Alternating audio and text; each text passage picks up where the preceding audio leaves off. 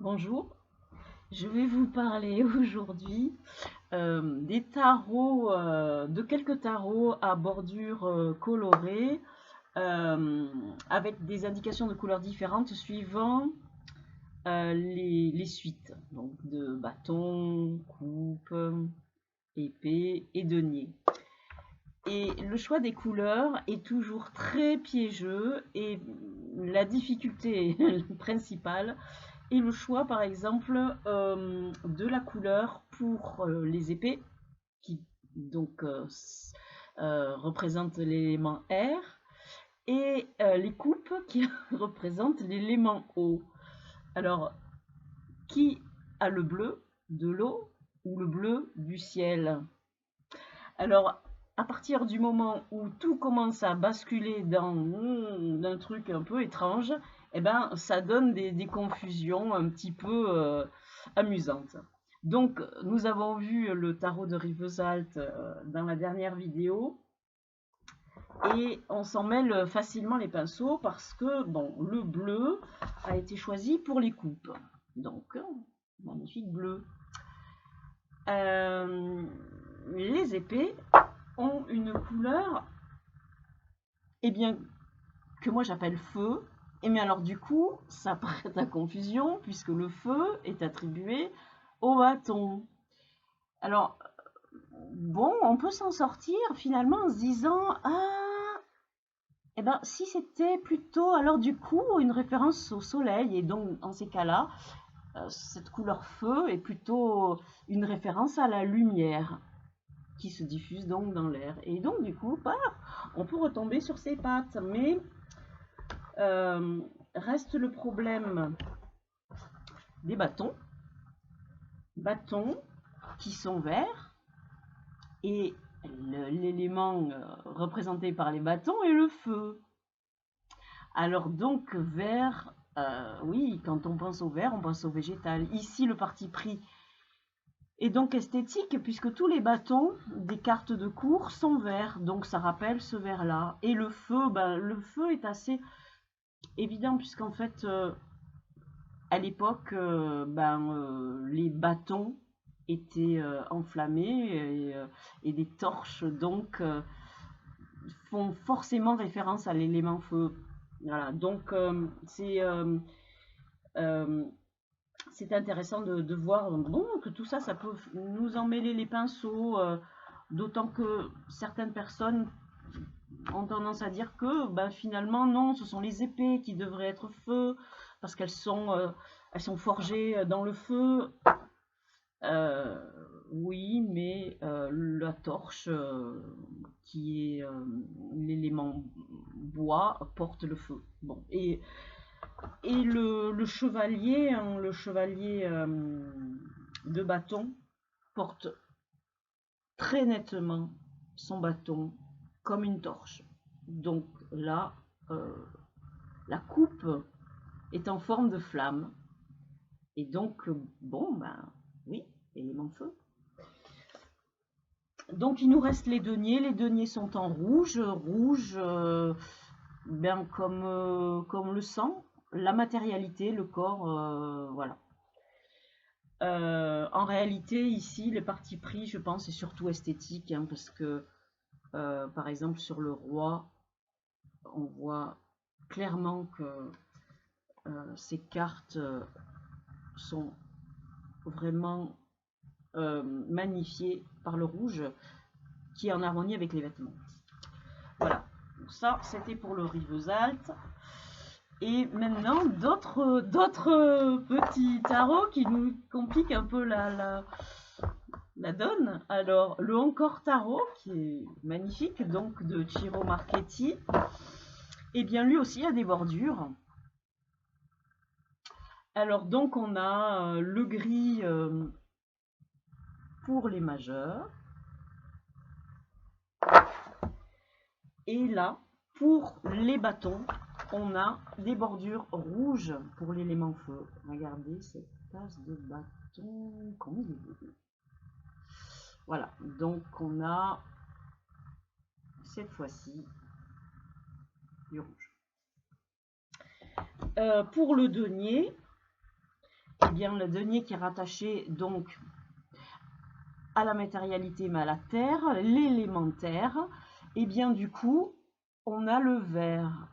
Et c'est bien logique puisqu'on rattache souvent les deniers vraiment à la terre, à l'agriculture, etc., etc.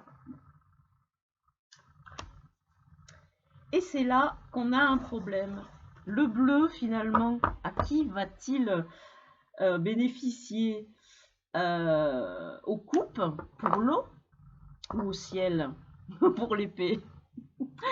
Eh bien, le bleu est choisi pour l'air, donc, et les épées. Mais alors, que reste-t-il aux coupes? Eh bien, les coupes, on va garder du jaune, du coup, pour le doré, en fait, des coupes. Voilà, des bordures dorées. Voilà un exemple de tarot, avec des bordures colorées. Et un autre qui vraiment est très spécial et qui est pas si facile à manipuler à cause du choix des couleurs, mais qui est vraiment très intéressant, c'est le tarot psychique. Alors, le tarot psychique, c'est pas un tarot qu'on choisit pour son esthétique, parce qu'il est vraiment pas très joli. Excusez-moi, mais bon, voilà. En tout cas, je ne l'ai pas choisi pour son parce que je le trouvais beau. Je l'ai choisi parce qu'il était très intéressant. Donc, on a les majeurs qui sont avec des bordures noires. Mais on a des cartes qui sont typiques de ce tarot, qu'on trouve que dans ce tarot, qui sont des cartes de chakras. Et donc, on a les chakras qui sont représentés, tous aussi avec une bordure noire. Ensuite, les éléments, eh bien, on a le vert qui est choisi pour les coupes.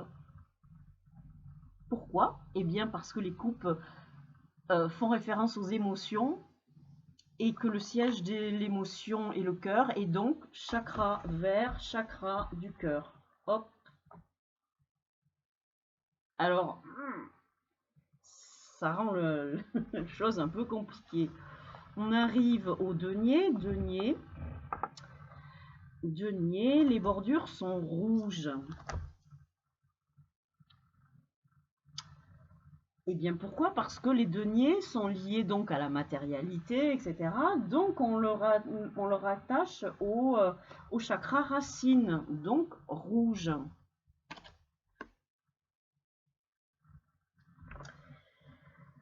Et là, c'est là où ça devient compliqué. On a les épées. Donc les épées sont liées à l'esprit, au mental. Et donc on les a rattachées au chakra du troisième œil. Donc les bordures sont bleues. Bleu foncé.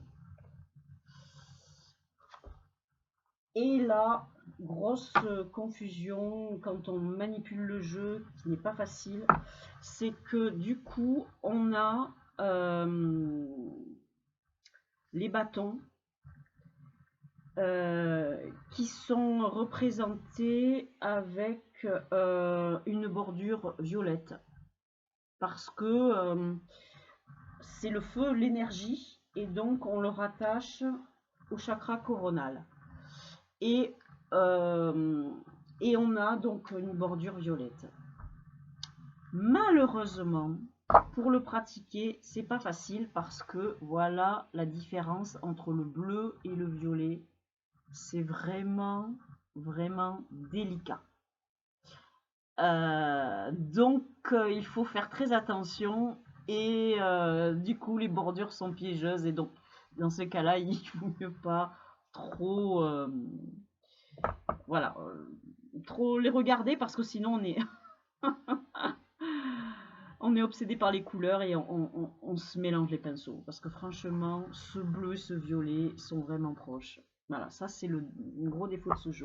Un jeu très original parce qu'en fait, le parti pris est d'avoir donc gardé les arcanes majeures à peu près de manière classique, hein, mais ils sont vraiment représentés de manière complètement différentes et ils sont réinterprétés. Donc ici, à la place du monde, on a l'univers. Bon. Par exemple, hein, c'est un exemple. On n'a pas 10 cartes dans les numérales, on n'en a que 9.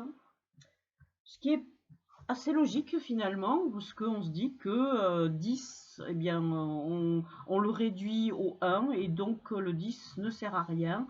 On considère qu'il y a une espèce de redondance entre le 9 qui arrive à une espèce d'épanouissement et puis le 10 qui, comme il indique un renouveau, un début, enfin, la fin d'un cycle et le début d'un autre, ça, bon voilà, le parti pris était de l'enlever. Il n'y a pas de carte de cours, puisqu'il y a des cartes de chakra en plus. En fait, les cartes de cours ont été enlevées. Voilà, c'est un tarot qui est intéressant à utiliser parce que vraiment, la manière dont sont interprétées chaque carte est intéressante. Par exemple, on a un 2 de coupe ici, et avec un mot-clé dessous, hein, qui est union spirituelle. Et cette carte est assez belle.